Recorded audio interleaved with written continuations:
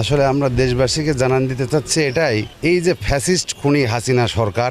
আমাদের দেশের লুটপাট করে এতদিন খাইছে, এই যে আমাদের ছাত্র জনতা ভাইরা